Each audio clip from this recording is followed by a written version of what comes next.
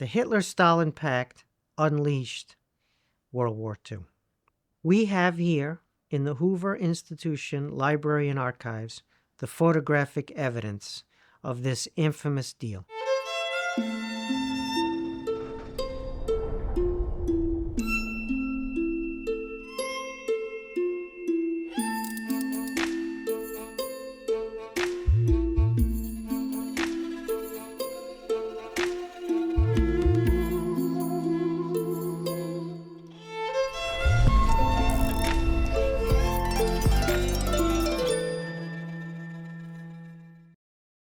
In all the annals of global diplomacy, there is no treaty more notorious than the Hitler-Stalin Pact of August 23, 1939.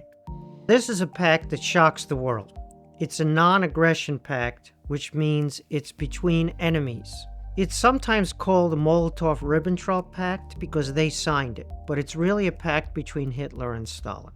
And the two of them divide up Poland, divide up Eastern Europe, and there's your Nazi-Soviet pact. Stalin needed the pact in order to prevent an all-capitalist attack on himself. The pact is trying to deflect the German land army westward, the same way that Chamberlain and the Munich Pact of 1938 is trying to deflect the German land army eastward against Stalin. We have here in the Hoover Institution Library and Archives the photographic evidence of this infamous deal. Joachim Ribbentrop is the Nazi foreign minister. He's the one Hitler sends on his private plane to Moscow to negotiate the final terms of the deal. Vyacheslav Molotov is Stalin's foreign minister. He's the number 2 in the Soviet regime, so he has higher status than Ribbentrop would have in the Nazi regime, but he's also not the decision maker. Stalin is the sole decision maker in the Soviet regime. We have to remember how powerful these images are. When we say that it shocks the world, what do we mean by that? Well, there couldn't be two bigger ideological enemies than Nazism and Soviet communism. They hate each other, they're pouring filth over each other, their propaganda is completely geared to the other being the threat to global civilization. And so the idea that they'd sign a pact together is just astonishing. Hitler's attack on Poland on September 1st, 1939 is often used as the date for the start of World War II, at least in the European theater. You know, the Nazis are completely embarrassed, of course, once they turn on the Soviet Union and attack in June 22nd, 1941, but the same shame exists on the Soviet side.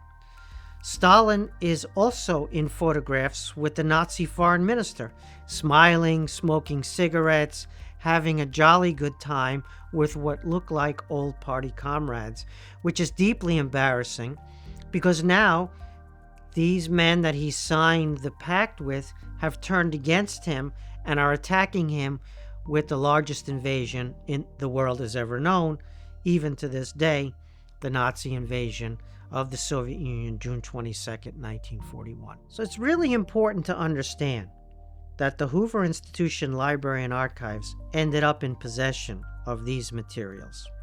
Collecting is a real challenge in the modern world, especially when you're collecting war, revolution, and peace, where there's violence, there's burning, there's destruction on purpose. That's what's happening. And the Hoover Institution Library and Archives are dedicated to collecting to show people, as Herbert Hoover intended, the folly of war, the importance of peace, and the dangers of revolution. Getting your hands on and preserving these documents is not just critical, but it's really hard. The fact that these are preserved through all of that, through the Nazi shame, as well as through the destruction of Berlin, that's what the Hoover Institution Archives is all about.